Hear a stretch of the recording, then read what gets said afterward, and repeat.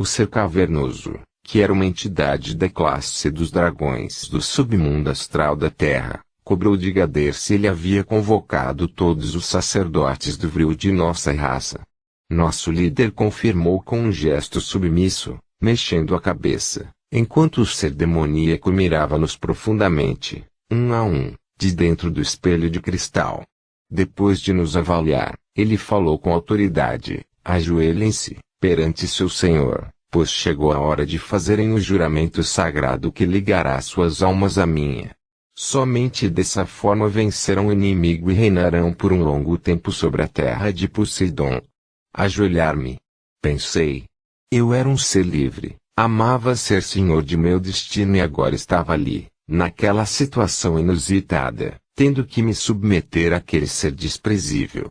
As gêmeas e os amigos inseparáveis ficaram me observando, com o objetivo de tomarmos uma decisão em conjunto, como tínhamos combinado desde nossos primeiros passos no caminho sombrio.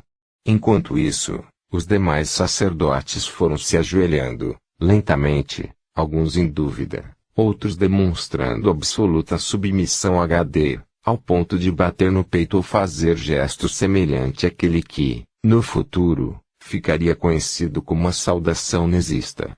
Minha mente, então, viajou até a infância, em um verdadeiro e inesquecível flashback. Vi-me no templo da Colina do Sol, com 5 anos de idade, ao lado de meu pai, Atonis. Era uma manhã radiosa, e os agradáveis raios solares banhavam a natureza com as imponderáveis energias da luz. E Evelina estava ao meu lado, como sempre esteve durante toda a sua vida.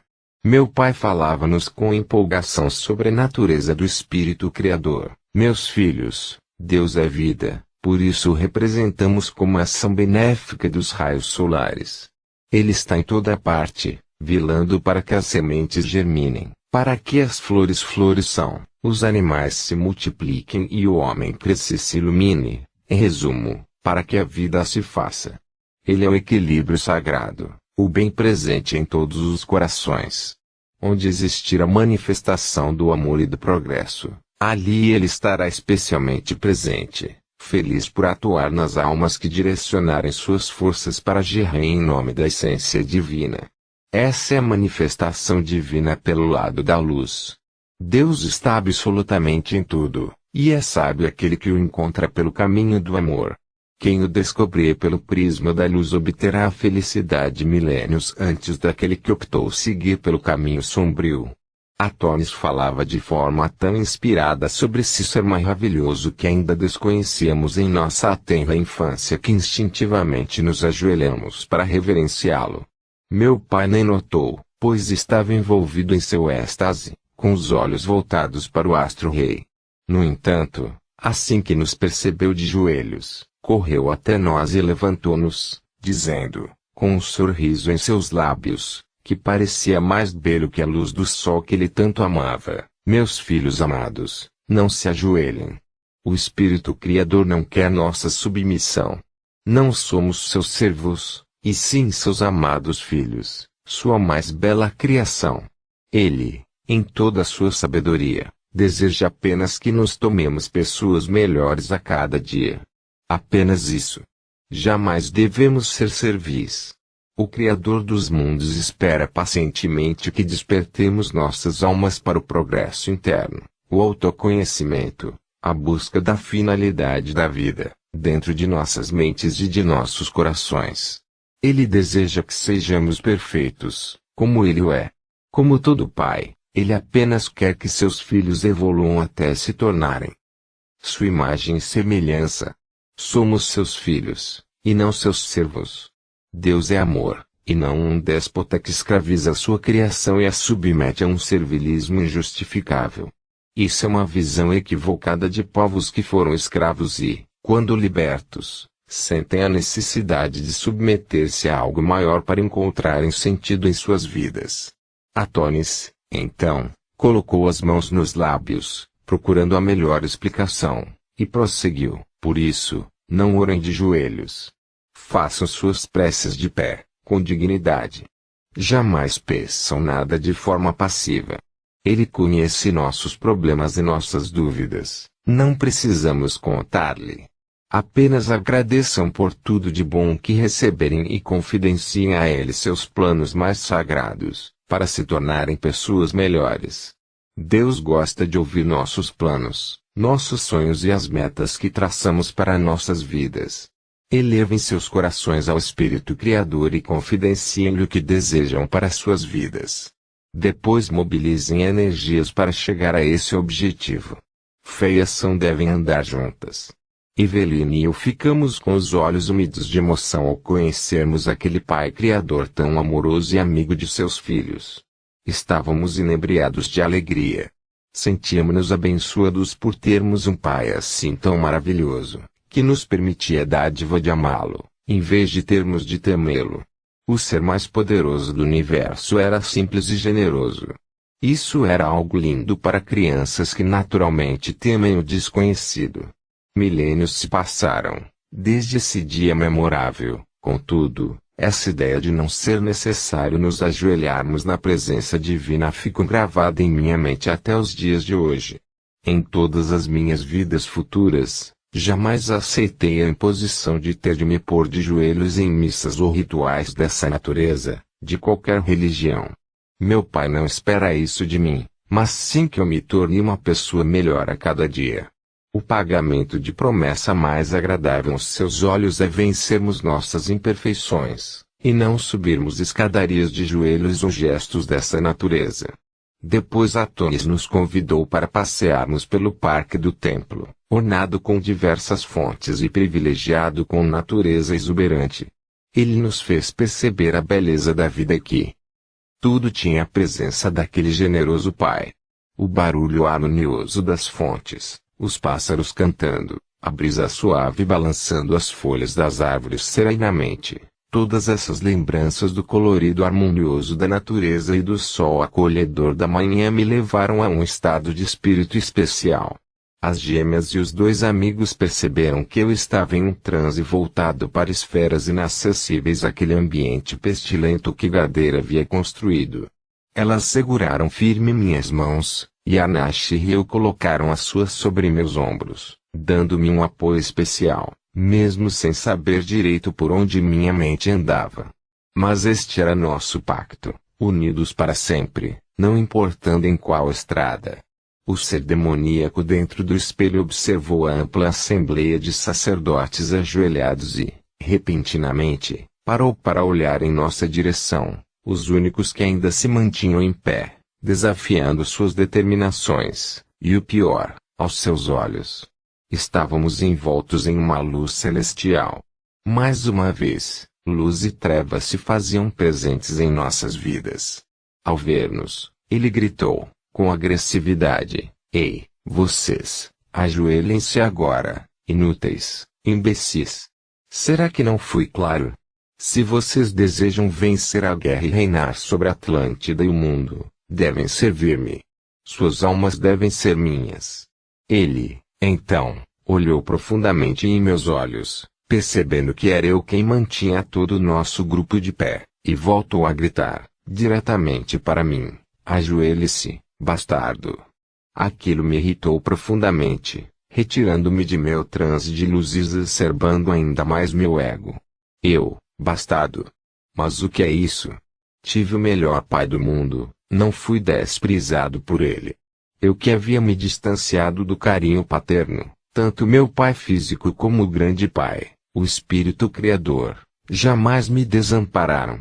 Atones havia me ensinado o valor da liberdade e que o Espírito Criador desejava que seus filhos fossem livres e felizes. Agora, aquele espírito grotesco vinha me dizer para servi-lo. Com quem ele pensava que estava falando? Extremamente irritado, mesclando luz e treva, gritei no mesmo tom dele: "Calhe a boca, verme imundo. Quem você pensa que é? Somos seres superiores a qualquer entidade desse planeta medíocre. Somos capelinos. Enquanto vocês lutam com tacapes em suas cavernas, nós já dominamos avançada tecnologia e temos vida refinada. Por que você acredita que vou me submeter? Quero que você me dê apenas um motivo para eu me submeter ao seu comando. Ele riu, mas para se recuperar da surpresa de uma reação tão inesperada do que para demonstrar superioridade, e respondeu, mais para Gadeiro do que para mim, pensei que a raça branca desejasse reinar sobre a Atlântida. Não dei tempo para ele continuar e retruquei, você pensa que somos estúpidos? Eu estive no plano do espírito em minha juventude, pelo lado da luz, antes de descer às sombras, e sei muito bem que não haverá reinado absoluto. Atlântida deixará de existir antes que isso aconteça. Ou você está mentindo ou não passa de um farsante que desconhece os elementares desígnios do Espírito Criador. Ninguém reina absoluto sobre a grande ilha. Em breve, veremos seu fim apocalíptico. Gader ficou sem palavras, chocado com aquela situação ridícula, em que ele se colocava de joelhos diante de uma entidade desconhecida, enquanto a enfrentava. Ele se sentiu pequeno, humilhado e ficou sem palavras. Eu aproveitei o momento para chamá-lo à razão. Gader, recupere o bom senso, homem. Você é mais poderoso que ele. Não se submeta a algo que desconhece. Quando chegarmos lá no outro mundo, nós acertaremos as contas com ele. Não vou sair dessa vida para ser subjugado por uma criatura inferior a mim. Se eu não me ajoelho aos pés do Espírito Criador, jamais farei isso a quem quer que seja. Nós, os dois triângulos, estávamos muito unidos. As gêmeas e os dois amigos mantinham perfeita sustentação para não sucumbirmos às vibrações densas do local. Em seguida, eu olhei para todos os sacerdotes do Vril e disse-lhes, vocês me envergonham. Devíamos estar lá fora, no campo de batalhas, lutando contra os vermelhos com dignidade, e não aqui dentro vendendo a alma para esse ser medíocre. Todos se sentiram envergonhados, e eu completei. Atlântida, Shu Reino das Trevas. Onde está a dignidade dos sacerdotes da raça branca? Eu pensei que lutava ao lado de grandes guerreiros, homens livres, mas me enganei. Vocês não passam de míseros escravos que não têm alma. O ser funesto ficou ainda mais irado e bradou, vou destruí-lo, verme maldito. Ouça o que estou lhe dizendo. Eu sorri, quase gargalhei, e, virando para sair com os amigos, completei com uma voz cavernosa, prepare-se, cão imundo. Quando todos nós estivermos reunidos no mundo do espírito, vou caçá-lo, depois colocarei uma coleira em seu pescoço e amarrá-lo-ei ao pé do meu trono. Enquanto isso, Arnash olhou para as gêmeas e disse-lhes, com discrição, retirem nossos nomes do círculo mágico. Sol ergueu as mãos, levitou nossos símbolos como vrios desfez no ar, desligando-nos daquele ritual macabro. Caro leitor, jamais consinta que coloquem seu nome o símbolo sagrado dentro de um círculo de magia ritualística. O círculo é uma forma geométrica sem saídas, sem ângulos de referência e sem pontos de tensão. Por ser sem saída, aprisiona a alma, sem ângulos de referência, deixa a vítima perdida, sem rumo, e, por não ter pontos de tensão, estabelece uma relação de passividade e servilismo naqueles que são encarcerados dentro desse misterioso símbolo.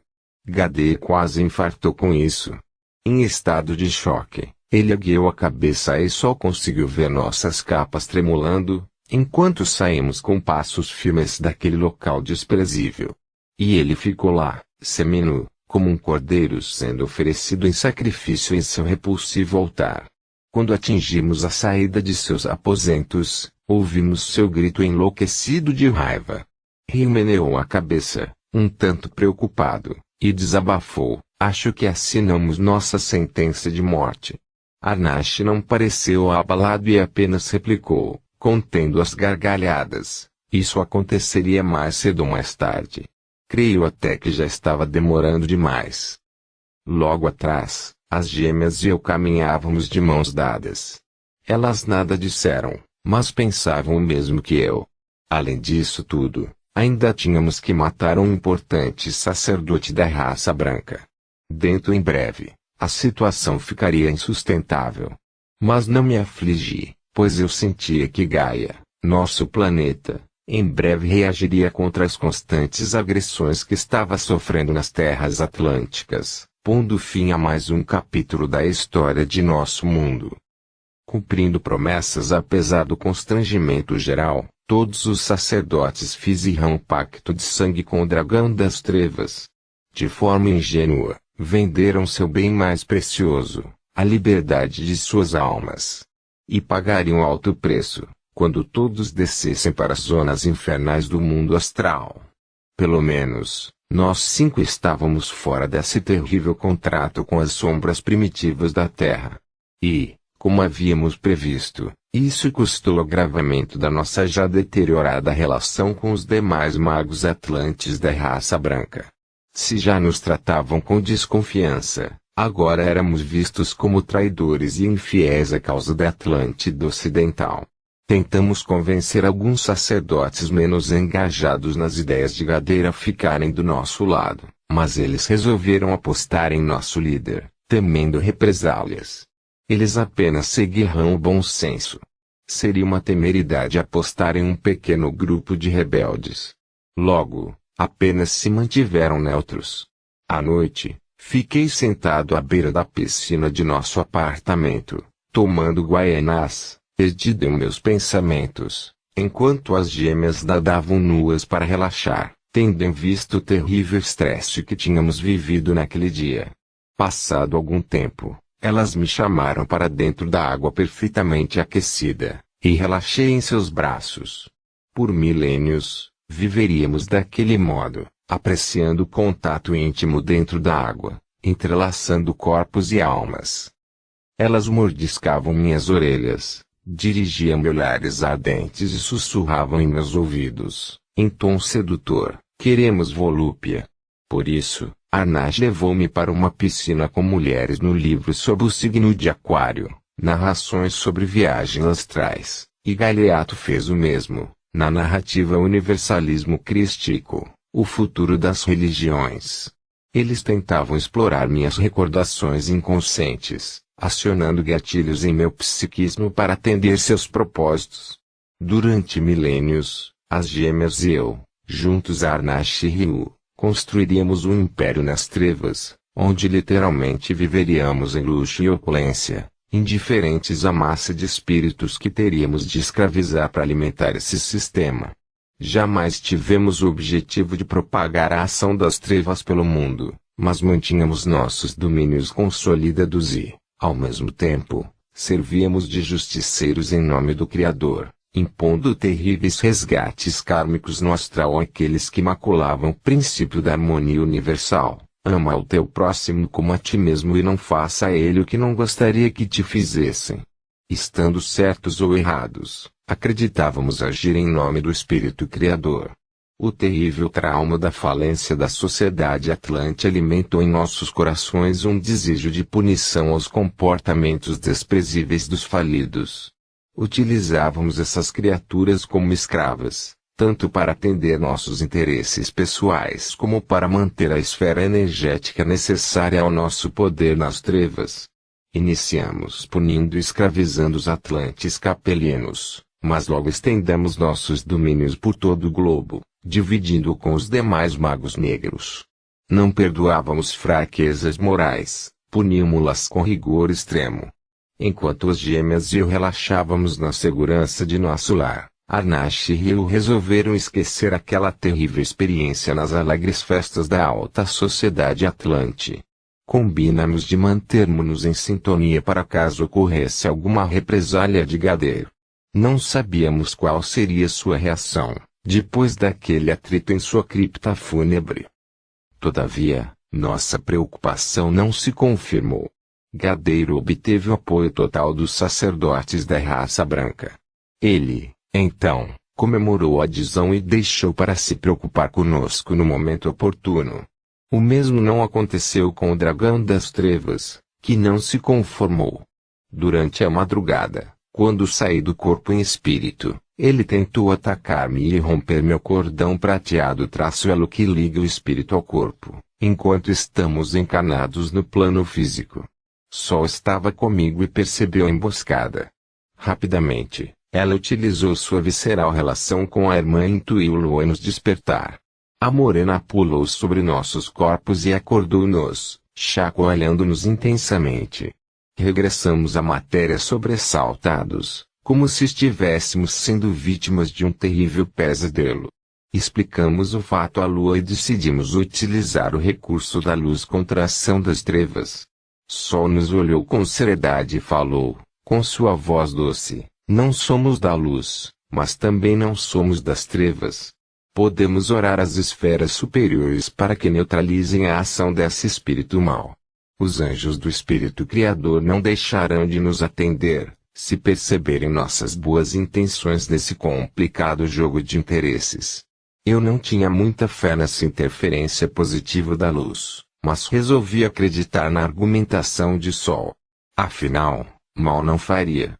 Os trabalhadores do bem estão acima dos julgamentos humanos. Se a lei de causa e efeito que rege o universo permitisse a intervenção deles, certamente atuariam com dedicado desvelo. E foi o que aconteceu.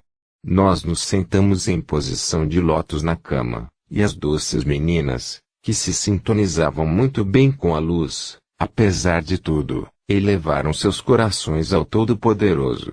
Com suas vozes angelicais, de olhos fechados, em profunda interiorização da alma, oraram, intercalando-se na prece: querido Pai Criador, fonte da vida, permita que os bons espíritos intervenham ao nosso favor, para evitar o ataque das sombras. Sabemos que estamos em contradição com a tua lei maior, mas ampara-nos neste momento extremo. Às vezes, a vida nos impele a seguir por caminhos que não compreendemos. Por algum motivo, que desconhecemos, fomos levados a negar tudo aquilo em que acreditávamos. Por dor ou por amor, aqui estamos, seguindo o rumo que se apresentou aos nossos destinos. O bom Pai sabe como aproveitar melhor as habilidades de seus filhos. Usa-nos para atender aos teus desígnios na escuridão da noite que desceu sobre a grande ilha, e ampara-nos para concluirmos com bom êxito o desfecho que planejastes para nossas vidas. André vê em seus sonhos que morreremos juntos, abraçados, ao pé de um grandioso trono, vendo a terra de Poseidon submergir nas águas do oceano. Que se cumpra, então, essa tua vontade, Pai magnânimo. Protege-nos até o momento em que tivermos de descer às profundezas do mar para expiar nossas faltas e permite sermos úteis aos teus magnânimos planos. Que assim seja. Depois da prece das meninas, percebi a presença de seres de luz, translúcidos, protegendo nossos aposentos, em absoluta atenção, como se fossem vigilantes dos céus. Envolvido pela emoção da oração, do fundo da alma, acreditei que eles tinham sido enviados diretamente pelo Espírito Criador. As gêmeas também perceberam a mudança vibracional e sorriram, batendo palmas. Eu as beijei feliz por não estarmos sós. Aquela situação surpreendente me levou a pensar: o que é o bem e o mal? Deus deve estar acima disso tudo, muito além de nossa compreensão, apenas analisando esses dois extremos da natureza humana, certo de que tudo faz parte do infinito processo evolutivo. Na verdade, onde nos encontramos na escada de Jacó trata-se apenas de estágios dentro da infinita caminhada rumo à luz, e, assim como um irmão mais velho conduz o mais novo para o aprendizado, os espíritos de luz assim procediam com os intermediários, que deveriam fazer o mesmo aos enrijecidos no ódio, os quais se encontravam mais atrás na caminhada. Talvez nós estivéssemos naquela condição intermediária, somente isso. E essa condição não nos fazia menos amados pelo Pai, e compreende as limitações de seus filhos e sabe que, mais adiante, com o passar dos séculos, o demônio tomar-se-á anjo, em decorrência da inexorável lei do progresso espiritual a que todos somos submetidos. Possivelmente, aos olhos dos habitantes da colônia de Kandur, estivéssemos no caminho do mal, mas, para Gadeir, o dragão das trevas e seus asseclas, éramos agentes da luz, impedindo seus planos. O que é o certo e o errado? Seria o bem e o mal apenas os dois extremos da mesma coisa, Assim como o calor e o frio são apenas os opostos de algo que denominamos como temperatura. Só sei que me deitei na cama com espírito leve, refletindo sobre esses pensamentos. Em silêncio, abracei sol, e lua fez o mesmo comigo. Dormimos os três assim, abraçados como anjos, embalados pela proteção celestial. Era raro pegarmos no sono os três ao mesmo tempo, mas, mesmo naquela noite perigosa, assim o fizemos, confiantes da proteção divina, e adentramos no plano do espírito. Lá caminhamos, vestidos de branco, por um jardim florido, como se estivéssemos em câmera lenta, observando serenamente as vibrações superiores dos reinos de paz. Sorríamos felizes pela paz de espírito que sentimos. Alguns sábios anciãos palestraram sobre assuntos que jamais depois me lembrei, mas percebia que eles nos falavam de coisas da luz, de alma para alma, prescindindo da articulação das palavras. Naqueles instantes, recordei-me dos belos retiros espirituais que realizava com meus pais, ao lado de Eveline, aproveitando as energias da natureza para restabelecer o equilíbrio da alma. Lua e Sol ouviam atentas às preleções, com as cabeças inclinadas sobre meus ombros, com um doce sorriso em seus rostos.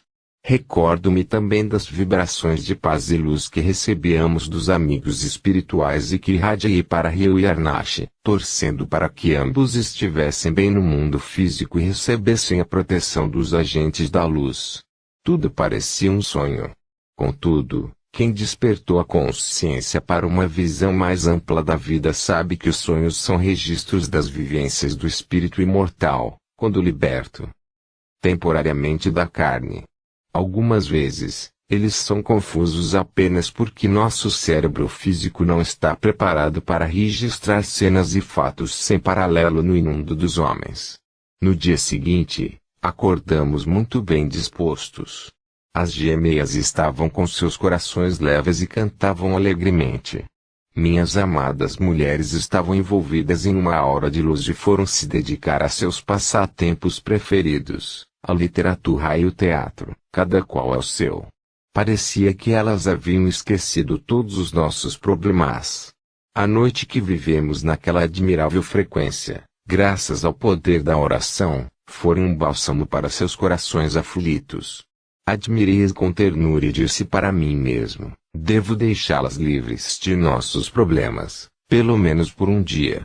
Mas eu não podia esquecer-me dos próximos passos que deveria executar. Era necessário cumprir a promessa feita a Atlas. Ártemis devia estar ainda entre os Pelasgos, aguardando a retirada do Exército Vermelho. Eu precisava eliminar um sacerdote da raça branca o mais rápido possível, para diminuir o poder convrio nas mãos de Gader. Resolvi meditar sobre isso sozinho. Elas estavam muito felizes para eu lembrá-las de algo assim. Retirei-me sozinho para o campo e passei a tarde pensando, em busca de respostas. Enquanto isso, Sol, minha bela artista, foi ensaiar seu papel teatral nos jardins internos do grande prédio em que vivíamos. Lua ficou em nossos aposentos, deitada no divã, apreciando sua beleza no espelho, à procura de inspiração. Na busca da poesia perfeita, que estava compondo para nós fazia algum tempo, ela elevou ainda mais seus pensamentos e ouviu uma música sublime, que não era de nosso mundo. Ela percebeu, então, ao fundo, o som mágico de um violino, acompanhado por belas vozes, que pareciam louvar a beleza da vida. Lua, então, começou a sussurrar a melodia, encantada com as energias que fluíam por sua alma. Sentiu-se leve e assim levitou, em espírito. Eis que, de repente, ela viu em sua frente uma fada iluminada, que flutuava assim como ela. Na hora, Lua não percebeu, mas o ser brilhante era Eveline, que vinha da terra dos imortais para alertá-la, com as seguintes palavras. Minha doce menina que o destino quis que fosse brilhar em meio às trevas da Atlântida falida, venho a ti, neste teu breve momento de libertação do corpo, para alertá-la. Sua irmã não deve ficar sozinha neste instante. Corra em sua direção agora. Não temos tempo a perder. Lua percebeu a gravidade do momento, enrugou a testa, demonstrando preocupação, retornou ao corpo e correu à procura da irmã, enquanto a manifestação espiritual diáfana de Evelyn desaparecia lentamente em meio ao nosso quarto. Nesse mesmo instante, enquanto o sol estava completamente imerso em seus ensaios, Electra aproximou-se sorrateiramente e puxou-a pelos cabelos, com um afiado punhal nas mãos. Olhando o filme em seus vivos olhos verdes, disse-lhe: eu prometi matá-las e agora vou cumprir. Gadeir me autorizou a iniciar a limpa nesta facção de traidores. Você será a primeira. Depois, ocupar-me-ei daquela sua irmã arrogante. Electra estava cada vez mais envelhecida e rancorosa, com a pele enrugada, olheiras profundas e os cabelos, antes tão vistosos, agora estavam ralos e sem vida. Sua voz tomara-se desagradável e repulsiva, lembrando-a das bruxas medievais. Antes, ela atraía pela beleza física e afastava pela podridão em que vivia sua alma. Agora, tudo nela era desprezível. A beleza exterior a aproxima, mas uma mulher sem riqueza interior jamais conseguirá manter-se atraente. Um dia a beleza acaba, e essa mulher nada mais terá a oferecer a quem ama. Sábia é aquela que procura embelezar a alma, tornando-se linda também por dentro, espiritualizando-se e cultivando valores nobres, pois todas as flores um dia murcham, entretanto, a beleza da alma é eterna. Somente assim as mulheres conquistarão o amor eterno que tanto procuram em seus sonhos mais íntimos. A busca por um amor ideal exige que nos tornemos também pessoas especiais.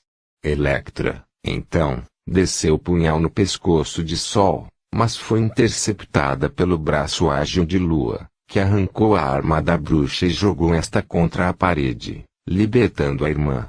Ofegante, a morena disse: tudo bem, maninha. A sensível loira fez um gesto positivo, com a mão sobre o peito, demonstrando estar assustada.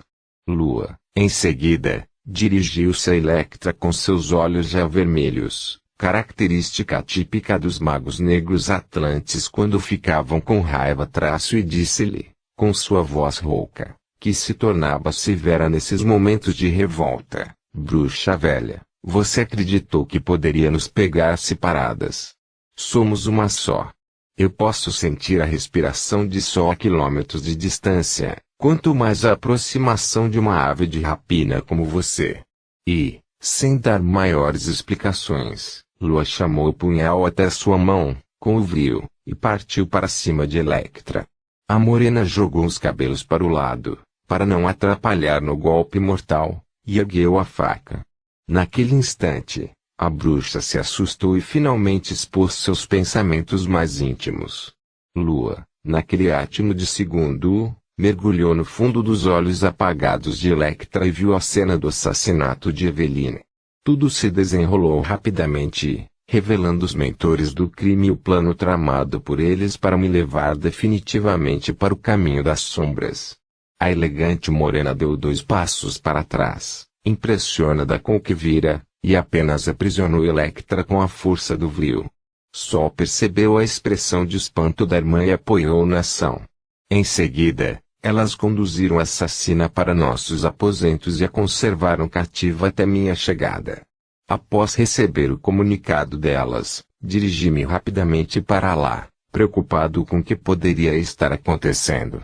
Achei que se tratava de algo referente a alguma ameaça de Gadeir.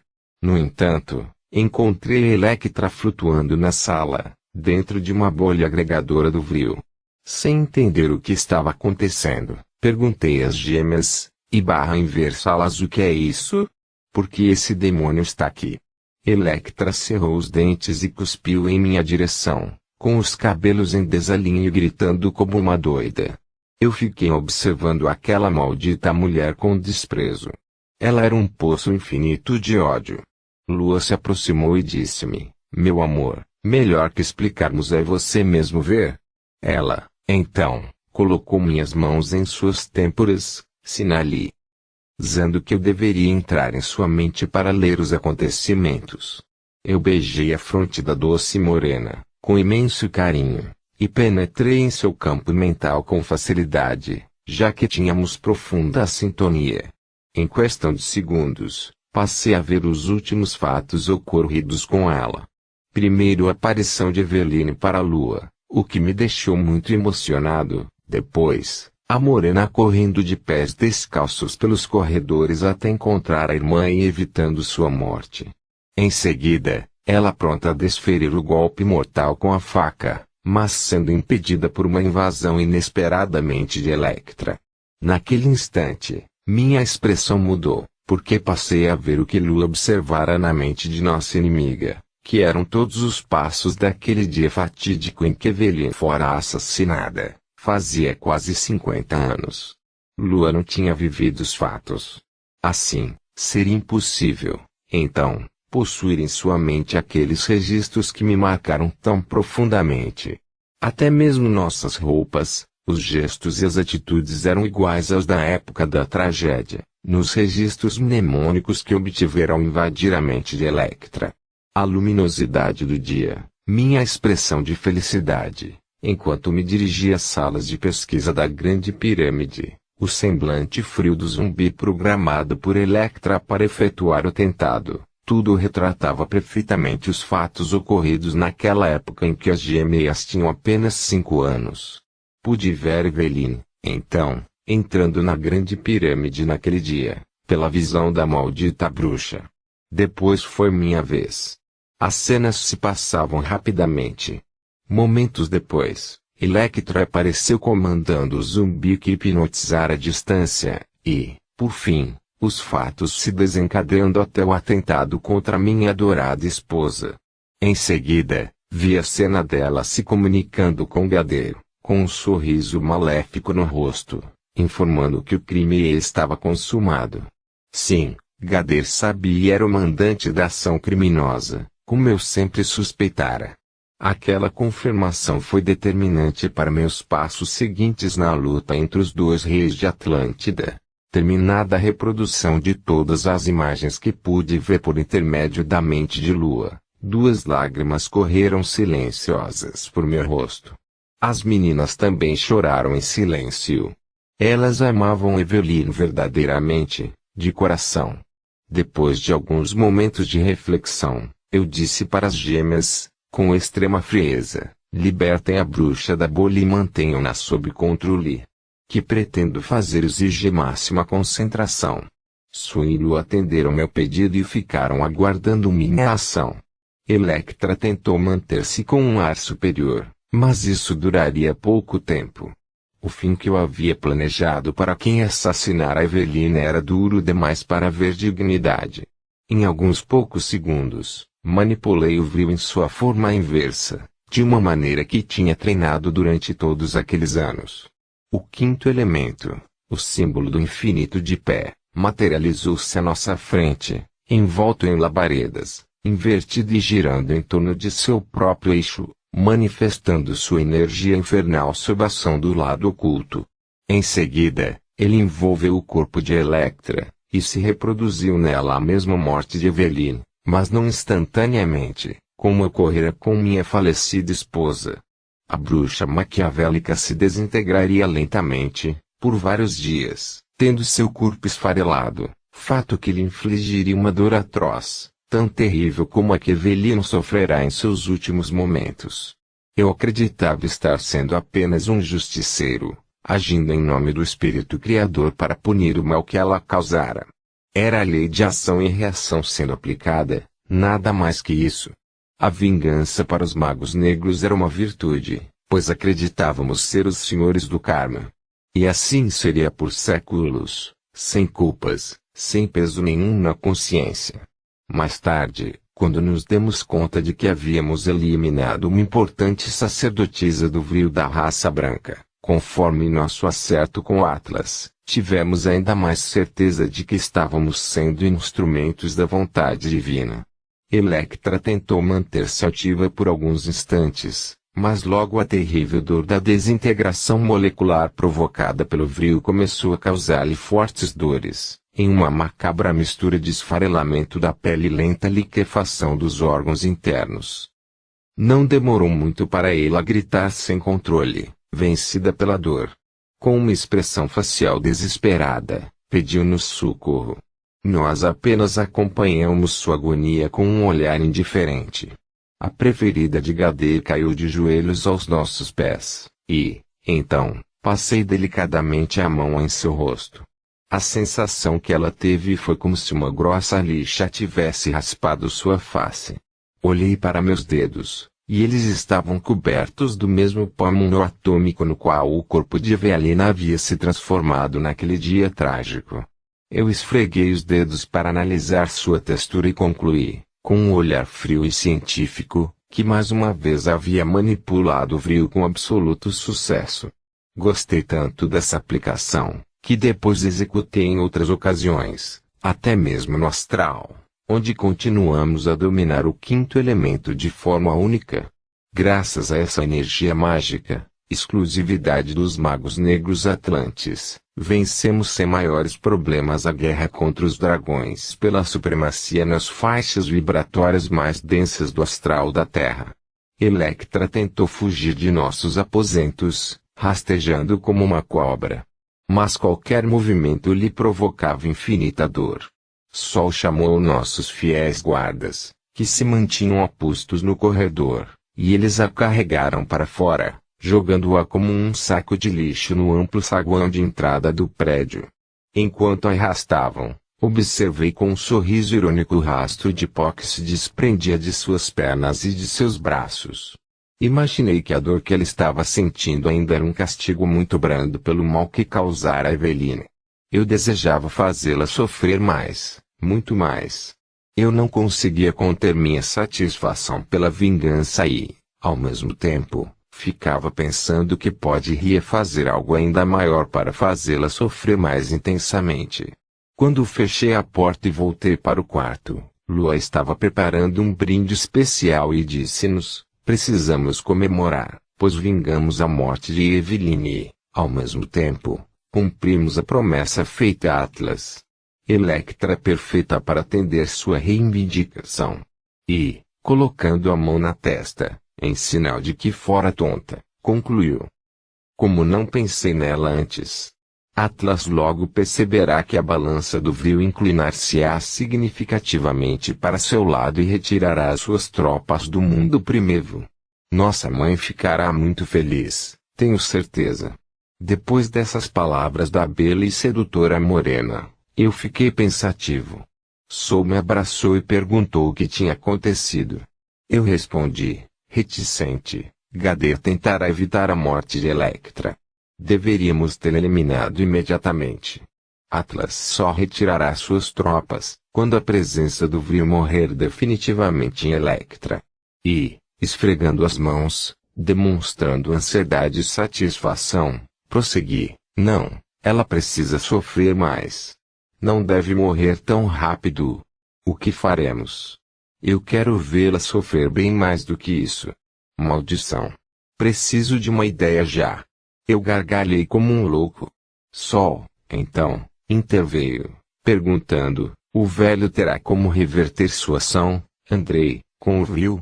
Eu fiz um sinal significativo, indicando que não, enquanto andava de um lado ao outro, procurando alternativas para estender o sofrimento da bruxa. Ela, então, complementou: a única forma de lhe obter isso será pedindo que você reverta a ação com o vril. Temos que agir rápido. Eu dei de ombros e perguntei: mas como faremos isso?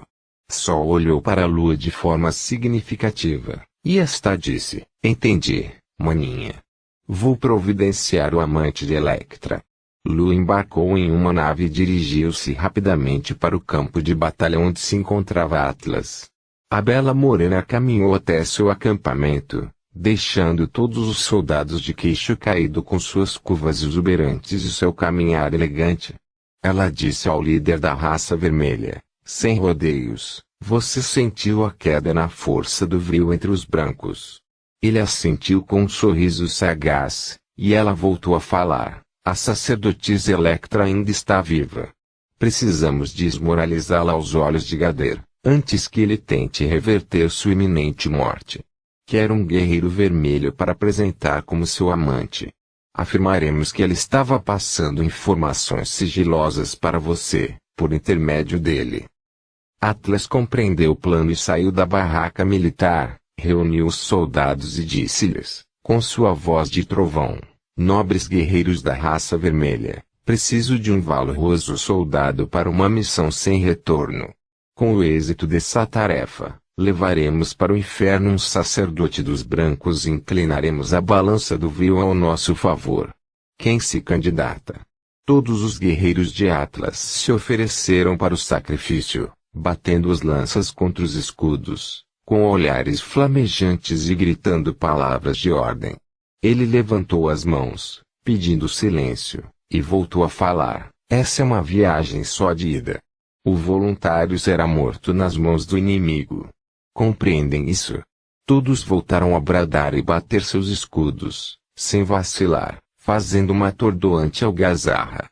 Era impressionante o domínio daquele gigante sobre seu exército. Lua logo percebeu, no meio da tropa, um jovem muito bonito e que parecia ter capacidade de representar muito bem. Além disso, ele tinha um olhar de verdadeira admiração por seu líder.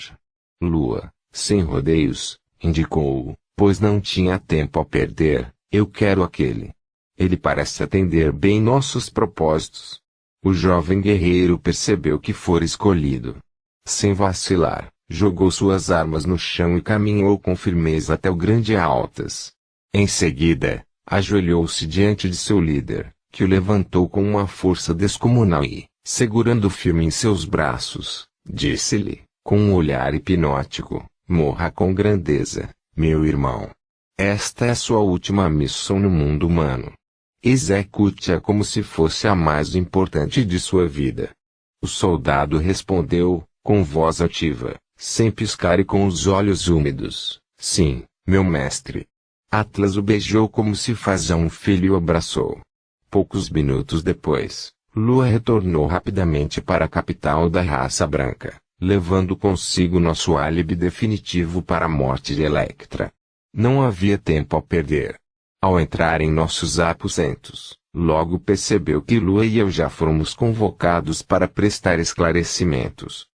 No salão principal da sede do governo Atlante, encontravam-se, naquele momento, todos os sacerdotes do Vril da raça branca reunidos.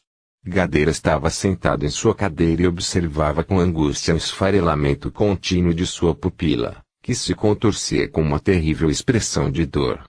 Sol e eu entramos no recinto, e ele nos disse, com raiva incontida: reverta isso, monstro maldito. Prestando reverência ao nosso líder, repliquei sem hesitar: lamento, milord, mas isso não será possível. Electra é uma traidora. Agi assim para protegê-lo de sua conspiração. Toda a Assembleia se impressionou com aquela acusação. Electra era, sem dúvida, uma das mais fiéis assessoras de Gader. Você está louco? Bradou ele. Sem me abalar, passei a relatar os fatos, adequando-os segundo nossos interesses maquiavélicos. Electra tentou matar só hoje pela manhã. Quando Lua foi defendê-la, terminou invadindo o campo mental da conspiradora por acidente e viu a terrível traição. Electra é amante de um espião de Atlas. Ela estava passando informações sigilosas para nosso inimigo. Ela protestou, entre gemidos, sem poder defender-se adequadamente por causa das dores, enquanto todos demonstravam incredulidade e reagiam de forma hostil a mim. Eu fiz um sinal para que se silenciassem e prossegui: calma, meus amigos. Teremos provas em breve. Estou apenas aguardando o retorno da sacerdotisa Lua com o criminoso. Naquele mesmo instante, Lua entrou com o soldado vermelho e jogou aos pés de Gader, falando com eloquência: não é necessário esperar mais. Eis o inimigo que seduziu Electra e se apropriou de importantes informações de nossas pesquisas bélicas. Lu entregou a Gader documentos que Atlas havia obtido por outros meios e que comprovavam que ele detinha informações ultrassigilosas das pesquisas que Gader mantinha às 7 chaves. Nem nós sabíamos daquelas experiências. Certamente, nosso líder deveria desconfiar, também, de seus assessores mais diretos.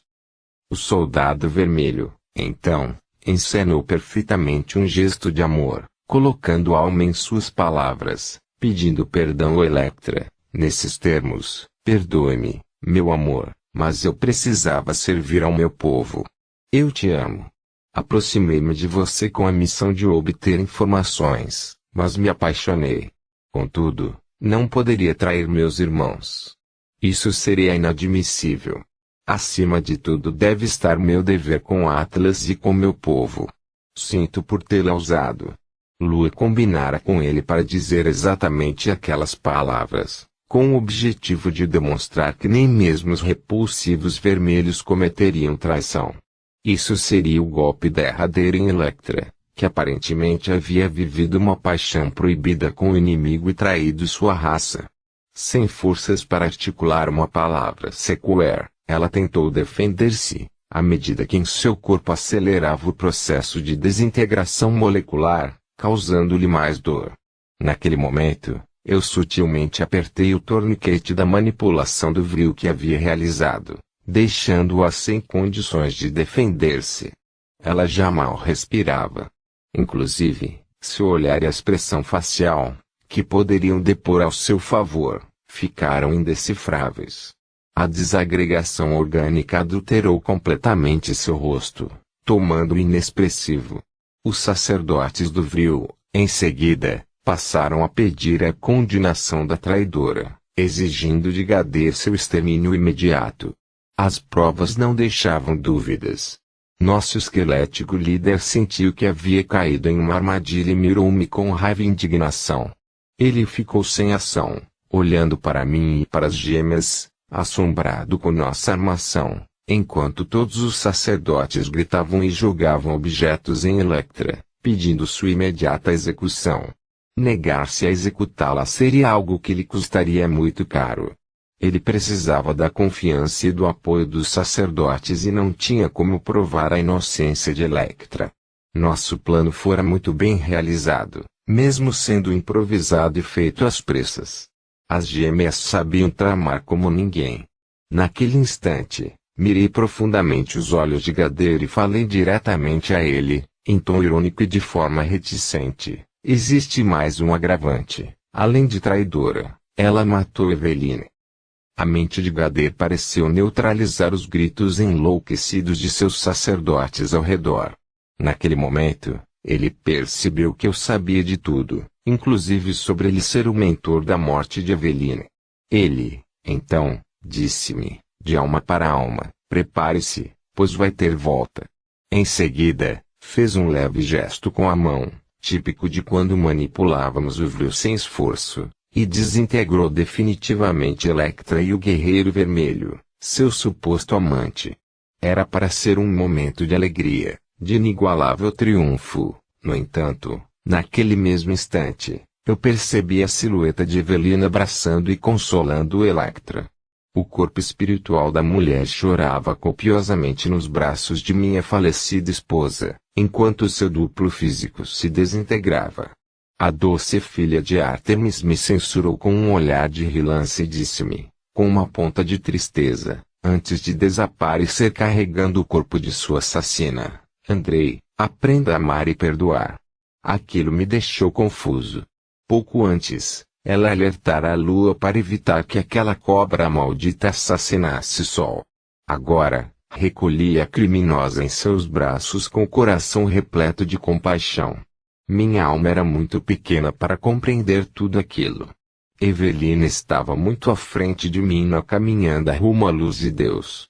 E, com o tempo, essa distância só fez aumentar, levando-nos a um abismo intransponível, que dificilmente poderia ser vencido, em razão dos milênios de evolução que nos separavam. Todos os sacerdotes comemoraram a eliminação da traidora. E eu fiquei assim, atordoado, sem poder saborear nossa vitória. Gadeir cobriu a cabeça com o capuz e saiu cabisbaixo, profundamente abalado com a morte de sua preferida. Eu havia lhe tirado as duas pessoas que ele mais amava, primeiro, sua irmã Maia e, agora, Electra. Eu chamei as meninas em um canto e disse-lhes, com um olhar perdido, toda atenção agora será pouca. Mantenham-se sempre alertas. Eu não suportaria perdê-las. Já vivi isso uma vez. Se a tragédia se repetir, acabo com minha vida. Eis porque, na época do faraó Akhenaton, Radamés, André, suicidou-se após a morte de Zetinefret, Evelyn, conforme relatamos no livro Akhenaton, a revolução espiritual do Antigo Egito. Isso nada mais foi que lembranças inconscientes, as quais sobem à tona com a força de um vulcão, nos momentos intensos da vida. Conhece-te e traz o material que está escondido nos porões de sua alma à luz da consciência. Somente assim venceremos os fantasmas que povoam o nosso inconsciente, frutos de milênios de experiências no transcorrer de nossa caminhada evolutiva, encarnação após encarnação. Gadeir revida Atlas sentiu uma profunda queda no vril entre os sacerdotes brancos, por causa da morte de Electra, e cumpriu sua parte no acordo com satisfação. Mesmo assim, Ártemis esperou serenamente ele retornar para Atlântida com suas tropas. Somente depois de ele finalmente ultrapassar o Estreito de Gibraltar, o Portal de Hércules, a sacerdotisa do vril da época de ouro despediu-se daqueles que se lembrariam de seu nome por milênios e partiu ao encontro dos demais mestres. Assim como sua filha, ela tinha passado os últimos dias cuidando e amparando os enfermos, tanto dos campos de batalha como dos povoados próximos. Utilizando-se da poderosa energia vril, ela os curou, tomando-se a seus olhos a mais poderosa divindade da época. Mas ela não retornou para a colônia de Kandur. Christie já tinha avisado telepaticamente que todos tinham seguido para o litoral, conforme o planejado, para prepararem as embarcações em que os escolhidos partiriam para o mundo primevo, antes da grande catástrofe. A etapa da preparação de Kandur havia sido encerrada com êxito. Os mestres viajaram pela floresta com seus mais de 600 discípulos, procurando evitar despertar atenção, para não serem mortos pelas facções em guerra que desejavam ampliar o poder com o vril. Ali, entre aqueles jovens, estavam os futuros reis e rainhas, deuses e deusas das nações do mundo primevo, que se miscigenariam com esses povos primitivos e imprimiriam um novo nível de evolução a eles. Em seus futuros relatos, constaria a chegada dos gigantes iluminados que lhes haviam trazido conhecimento e progresso. Naquela época, Gadeir descobriu que a redução gradativa da presença do quinto elemento na natureza atlante não era apenas fruto do declínio de nossa civilização, mas também obra dos sacerdotes da época de ouro, que tentavam reduzir o poder bélico dos magos negros. Ele chegou a enviar expedições para explorar as montanhas de Kandur, em busca dos mestres, porém, graças a Deus, chegaram tarde demais. Mesmo estando em uma dimensão paralela, a colônia de Kandur poderia ser descoberta e sofrer um ataque. Em poucas semanas, eles atingiram uma região de pouca visibilidade aérea, próxima ao litoral meridional, e lá começaram a construir as embarcações e orientar os discípulos de total confiança sobre os últimos detalhes do projeto de migração para outras terras. Todos os jovens ficaram impressionados com a confirmação do destino de Atlântida. Eles, então, passaram a trabalhar com mais afinco para construir os barcos e obter a instrução moral necessária para concluir sua missão. A partida para o mundo primevo era inevitável. Atones e Nasser já estavam em avançada idade, mesmo assim, mantinham-se bem dispostos para ajudar na construção das embarcações. Dentro do possível, utilizavam as facilidades que o vril possibilitava, carregando grandes toras de madeira e outros serviços que os discípulos não possuíam domínio para realizar. Esses mesmos alunos depois seriam os responsáveis pelas engenhosas construções no mundo primitivo da Terra, erguendo blocos de mais de 2 toneladas com vril, assombrando os pesquisadores da atualidade. Artemis e Christie se dedicaram ao preparo psicológico, filosófico e emocional das crianças que nasceram em Kandura e que tão bem partiriam com seus pais para essa fantástica aventura, que permitiria desenvolvimento da humanidade nos séculos futuros. Sob a brisa serena do mar, eles se preparavam para a última etapa, antes de partirem. Nos rostos sábios e serenos dos mestres, via-se um misto de orgulho e nostalgia. Sentiam-se realizados por concluírem com sucesso o treinamento daqueles jovens honrados, advindos de capela, mas vencedores na luta contra seu próprio ego, demonstrando que origem espiritual capelina não significava propriamente falência espiritual, mas sim tendências que poderiam ser vencidas. Ninguém nasce com o destino de ser bom ou mau. Isso é uma escolha individual. Apenas somos suscetíveis à nossa carga espiritual de vidas passadas, que reproduzimos por meio de nossos padrões comportamentais. Vencer essa carga, eis nossa tarefa no mundo.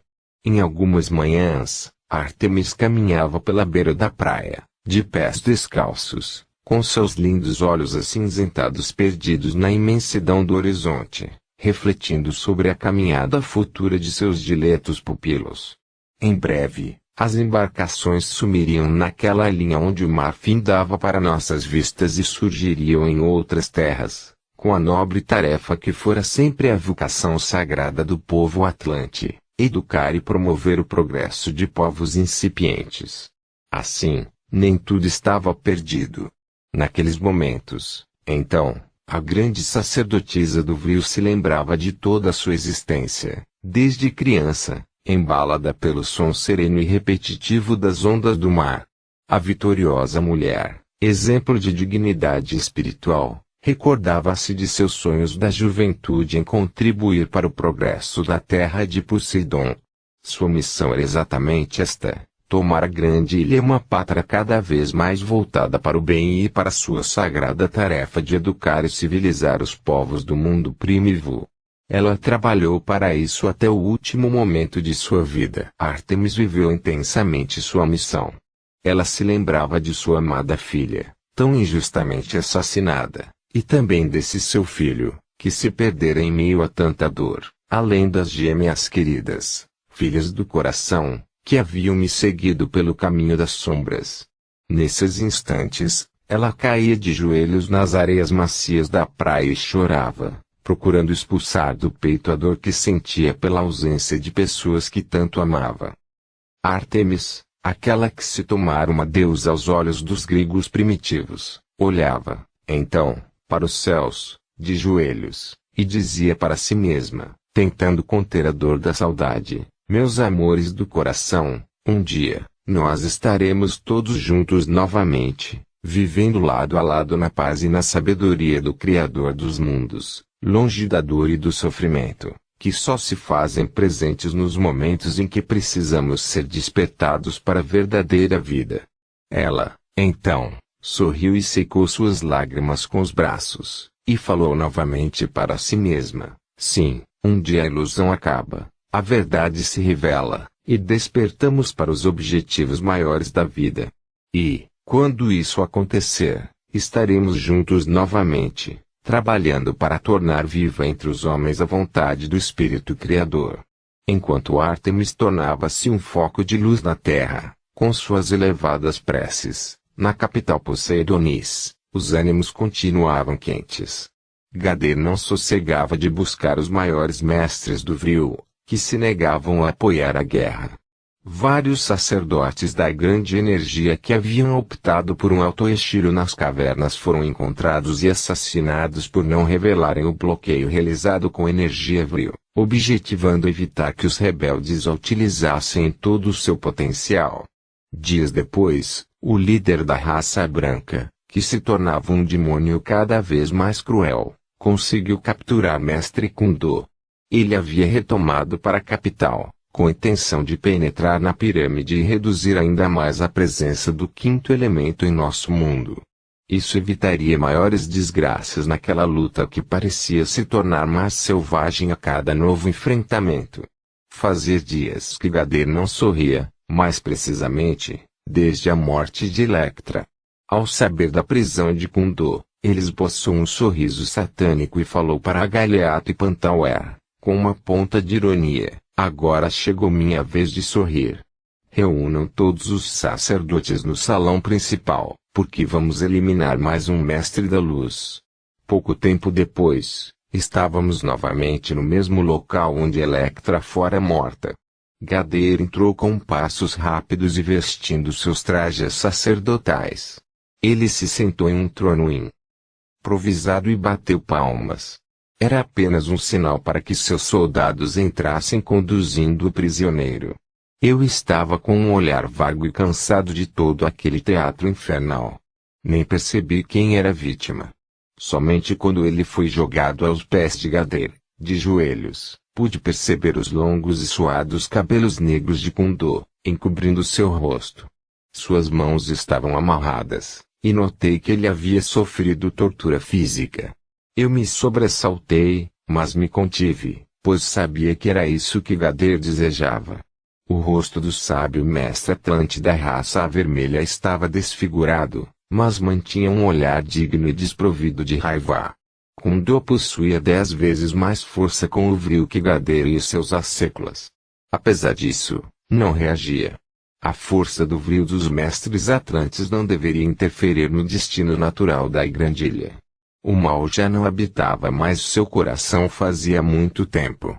E, além disso, ele jamais macularia sua ascensão espiritual por fugazes momentos de glória ou soberba, assim como nós, pobres almas escravizadas ao mundo das ilusões.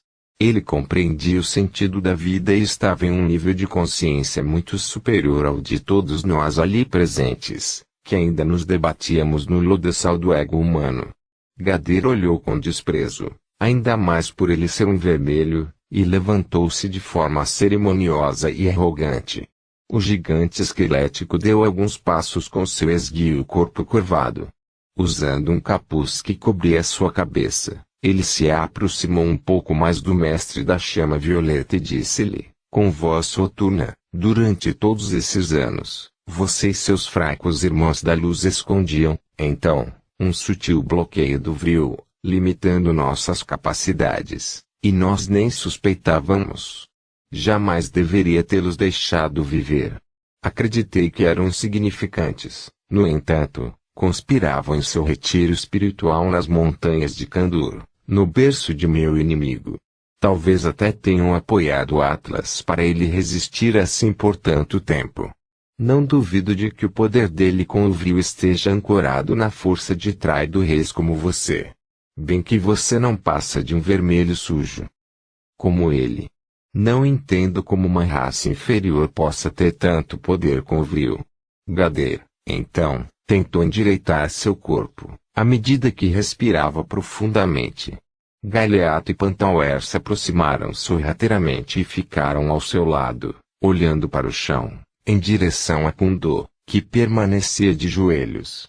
Todos os demais sacerdotes aguardaram o desenrolar do interrogatório em silêncio. O ser sombrio, então, levou as mãos lentamente até ao capuz e retirou-o da cabeça. Em seu rosto, que parecia mais o de uma caveira, ele estampou um sorriso malicioso e disse para Kundo, com indisfarçável autoridade e arrogância: diga-me, mestre da luz, como devemos proceder para romper com o bloqueio do vril? Kundo manteve-se sereno e apenas respondeu: não há como reverter o que foi feito. Ademais, isso não depende de mim, nem de ninguém. É a vontade do Espírito Criador que o quinto elemento fique restrito na atmosfera atlante durante o período de trevas. Gader sorriu e gritou, olhando para seus assessores mais próximos: resposta errada. Naquele mesmo instante, Galeato e Pantauer desferiram violentas bofetadas no rosto do sereno mestre. Aquilo foi demais para mim, pois tínhamos um pacto de honra de jamais tocar em um sacerdote do vril. As batalhas e os duelos deveriam se desenrolar apenas utilizando a grande energia. Realizar torturas físicas e impor humilhações dessa natureza era inadmissível. Revoltado com aquela agressão, Eu me preparei para intervir, sendo imediatamente seguido pelas gêmeas, mas Kundo mirou-nos com firmeza e falou-me, de forma telepática: não, Andrei, essa não é a sua luta. Devemos cumprir destinos diferentes. Respeite a vontade do Espírito Criador. Siga sua intuição para entender qual é seu papel nos acontecimentos que estão por vir e fique tranquilo com relação aos seus pais, pois todos estão em segurança, longe das montanhas. Lembre-se, cada um de nós possui uma missão dentro do plano divino. Seja sábio para cumprir a sua. Não importa se estamos sintonizados com a luz ou com as trevas, Deus está presente em tudo. E, queiramos ou não, estamos sempre a serviço do Espírito Criador. As gêmeas também captaram a mensagem telepática de Kundo e recuaram, muito comovidas. Eu abaixei a cabeça e lutei com todas as minhas forças para segurar as lágrimas que insistiam em escapar de meus olhos. Sun e Lua seguraram em meus braços e apoiaram seus rostos em meus ombros para esconderem o pranto. No entanto, Gader percebeu e sorriu satisfeito. Ele, então, insistiu ainda por mais alguns minutos, sempre recebendo a mesma resposta de Kundo, até que ele se cansou e pediu para que um de seus assistentes lhe trouxesse uma espada forjada com oricalco. Gader ergueu e admirou a beleza daquele artefato que era mais dourado que o ouro e mais brilhante que os diamantes e disse: você não é homem o suficiente para travar uma batalha comigo utilizando o vril, portanto, não lhe darei a morte digna de um sacerdote do quinto elemento.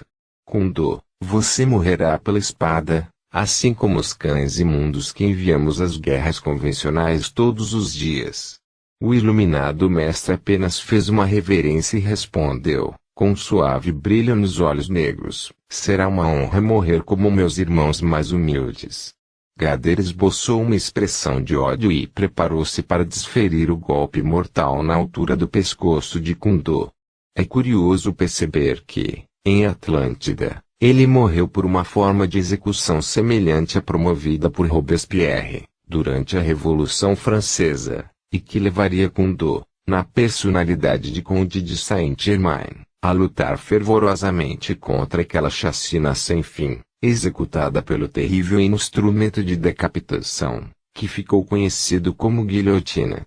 Ele olhou de forma serena para seu algoze, no momento em que este desceu a lâmina mortal em seu pescoço, seu corpo simplesmente se desmaterializou.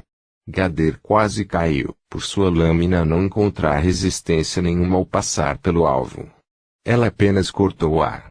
Eu sorri, feliz por Kundo ter partido para o mundo maior sem sofrer a ação daquele ser desprezível. Todos ficaram impressionados, e eu disse para as gêmeas: vamos embora. Não temos mais nada a fazer aqui. Quando estávamos nos retirando, Gader disse coletivamente: todos os sacerdotes da linha branca devem ser caçados. Eles terão somente duas opções: revelar o segredo do bloqueio ou morrer. Galeato interveio, dizendo: grande mestre, é importante pesquisarmos uma solução para isso também. Creio que esses inúteis não revelarão o segredo. Gader concordou. Então, retornei e disse-lhes: lembre-se de que Atlas é o mais poderoso de todos os sacerdotes com o vril. Liberar o bloqueio também ampliará seus poderes. Tomem cuidado, porque essa solução pode custar-nos caro.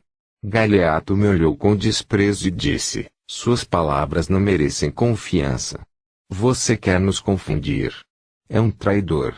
Sabemos que torce pela vitória de Atlas. Eu também fiz um gesto de desprezo. Girei sobre os calcanhares e saí de queixo erguido, acompanhado pelas gêmeas. Gader ficou em silêncio, meditando, e depois disse a Galeato: pondere sobre essa afirmação de Andrei. Ele pode ter razão. Melhor sermos prudentes. Galeato concordou com um gesto discreto, apesar de sentir-se contrariado. O DSQ e ele com acento agudo BR o deu VR e ele nos 5 anos seguintes, pouca coisa mudou. A guerra somente agravou-se, tornando-se mais intensa a cada ano. Os Atlantes Vermelhos iniciaram pesquisas para a mutação genética e a clonagem humana, para utilização dos seres provenientes como meros androides no confronto. Plano de Atlas era posteriormente enviá-los a outros continentes, com a finalidade de escravizar os povos primitivos do planeta e montar bases de controle para explorá-los de todas as formas possíveis. Apesar da intervenção de Artemis, ele não havia desistido desse projeto, apenas o adiara. No final desse período, Gader conseguiu romper o bloqueio de energia Vril, e ela foi utilizada de forma ainda mais irresponsável pelas raças branca e vermelha, ampliando os graves danos à natureza e à população civil, fato que tornou a guerra ainda mais dramática. O que nos consolava era que sentíamos a aproximação do apocalipse, como nuvens negras do mal, as quais flutuavam na linha do horizonte e caminhavam lentamente em direção ao seu objetivo. Todos os dias, acordávamos com o som das explosões distantes e dos pequenos tremores de terra, que pareciam ser somente um trovão que se faz ouvir de longe, mas eram nada mais nada menos que o prenúncio do fim. Planeta, na região de Atlântida, começava a dar sinais de que muito em breve expulsaria o corpo estranho que lhe sugava as energias e o feria diariamente. Assim, as duas raças que viviam na grande ilha e que por séculos se respeitaram e se amaram terminariam seus dias como inimigas, por causa da discriminação racial, mal este que impera até nossos dias, fruto do baixo nível espiritual da humanidade terrena, que passou a viver em nosso mundo a partir daquele período. Enquanto isso, os mestres e seus mais de 600 discípulos continuavam o trabalho de construção e acabamento dos 12 grandes barcos que levariam 50 passageiros cada. Os jovens trabalhavam com vigor, mas os mestres já estavam sentindo o peso da idade. Os espíritos orientadores do planeta tinham informado que o momento de embarcar para as novas terras ocorreria quando um astro vermelho surgisse no céu. 3 meses antes da catástrofe, foi possível enxergar o surgimento do ponto escarlate na abóbada celeste. O momento estava próximo, era necessário acelerar os trabalhos. Mestre Nasser caminhava com dificuldade.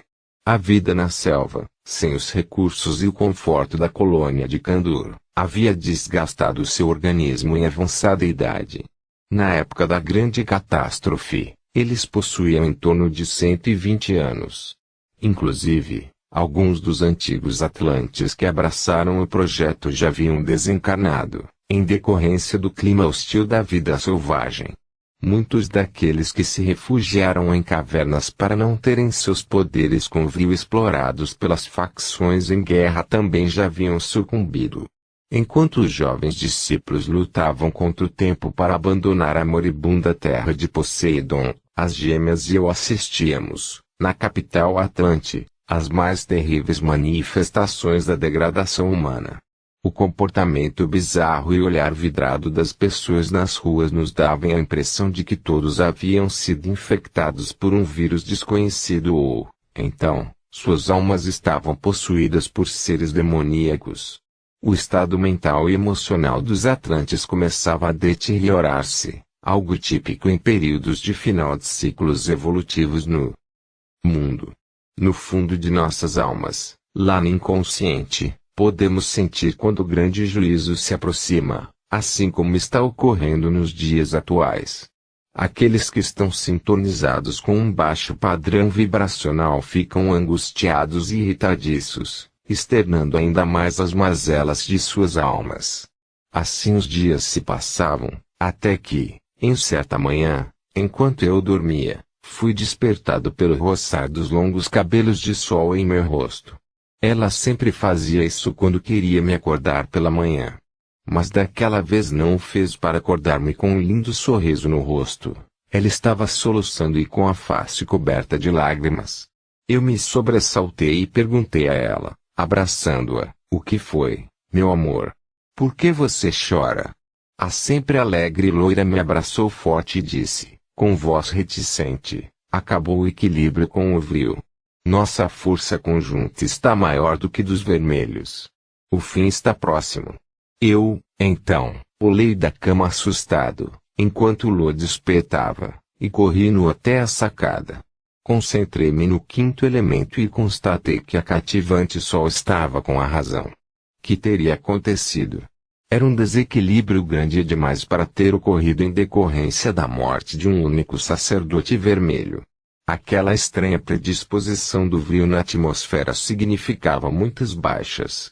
A não ser que o sacerdote atingido fosse Atlas, pois ele concentrava grande parte da força conjunta dos Atlantes orientais. Vestimos-nos rapidamente e saímos em busca de informações. Ao cruzarmos pelo mezanino do grande salão central, vimos lá embaixo o corpo alto, esguio e curvado de Gader, junto aos demais sacerdotes, comemorando o golpe mortal que haviam executado em Atlas. Assim como ele fizera no passado, agora Gader o tinha atingido a distância com Vril, realizando o que poderíamos chamar de manipulação mágica do quinto elemento.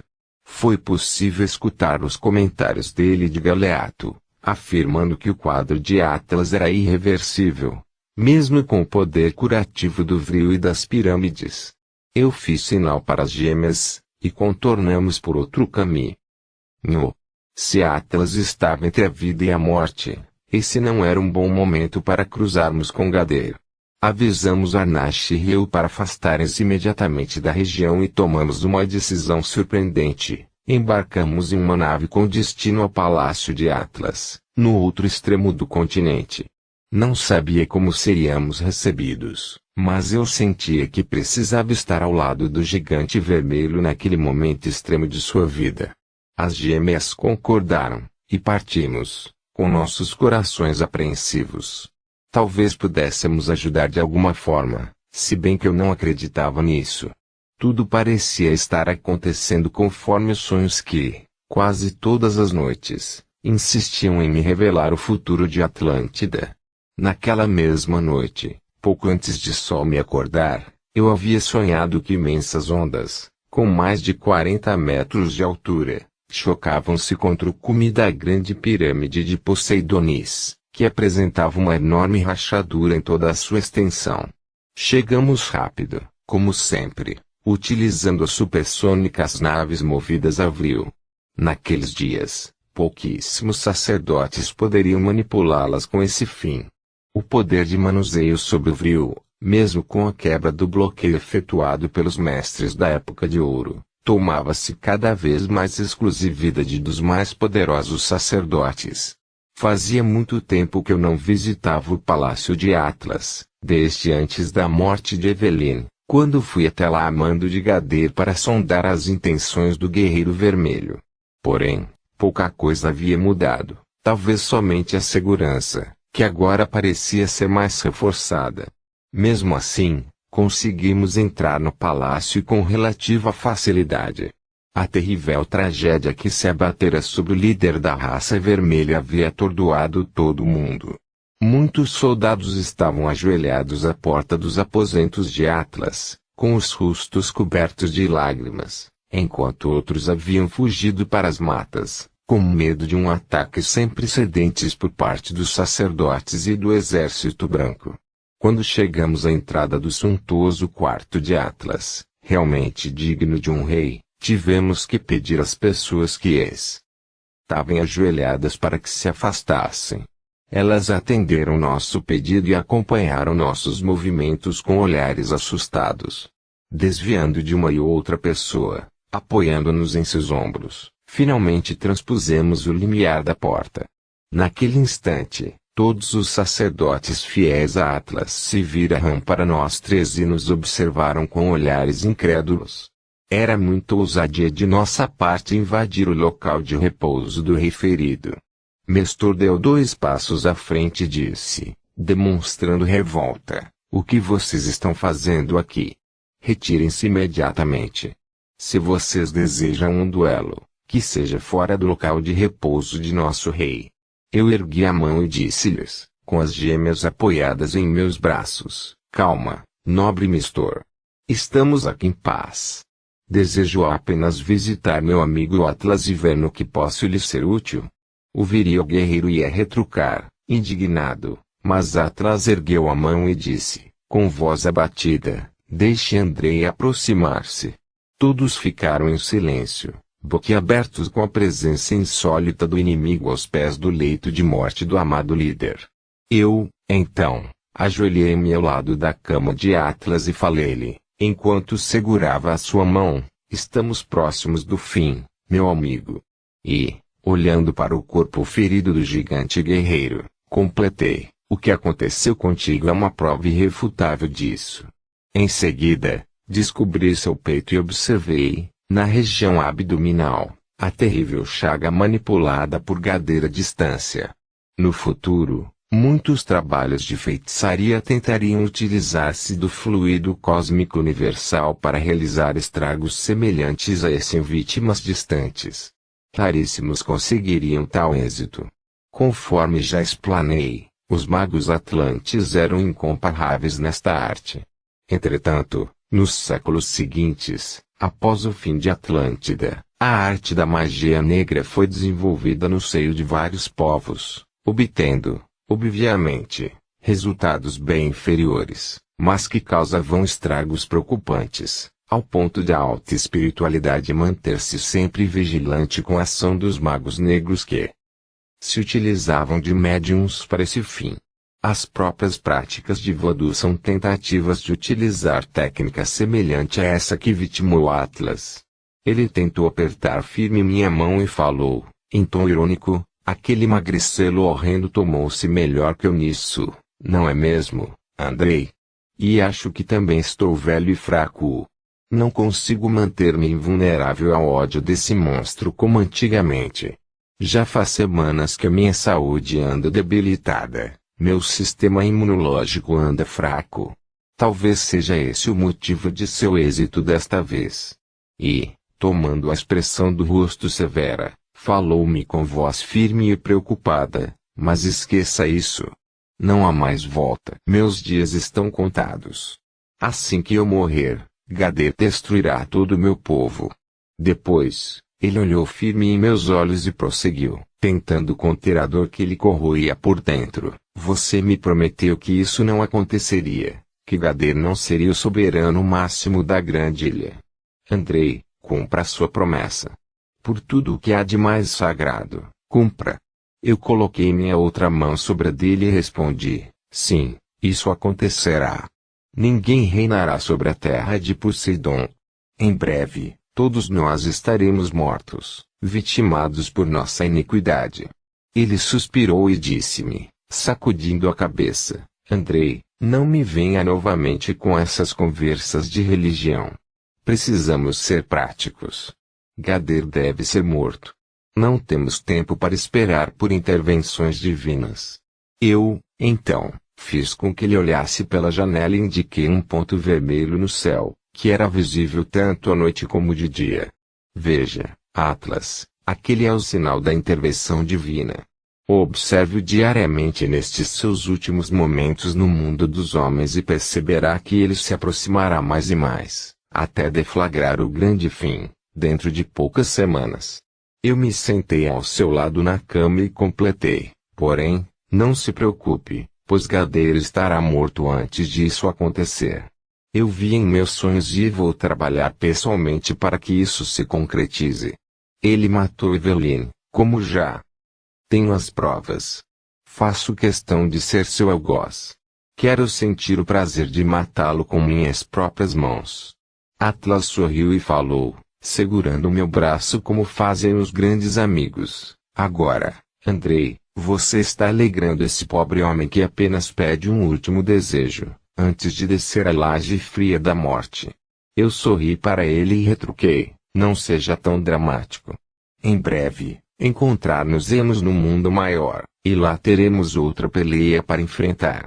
Gadeir fez pactos com os dragões das trevas, durante todos esses anos, para vencê-lo. Esses seres inferiores vão querer dominar-nos, e isso eu jamais permitirei. Ele concordou comigo e falou, com os olhos úmidos, mate Gadeir, meu irmão, que irei até o inferno na outra vida para defendê-lo de qualquer coisa. Feito. Respondi a ele. Naquele instante, A esposa de Atlas, Pleione, entrou no quarto com sua filha caçula, chamada Alcione. A menina era doce e angelical, já sua mãe, uma matrona arrogante e desagradável. Era fácil perceber que a prerrogativa de ser esposa do rei havia lhe subido à cabeça. As gêmeas ficaram hipnotizadas, admirando a beleza daquela menina contemplativa. Alcione tinha um semblante majestoso e, ao mesmo tempo, humilde. O carinho com que tratava todos era algo cativante.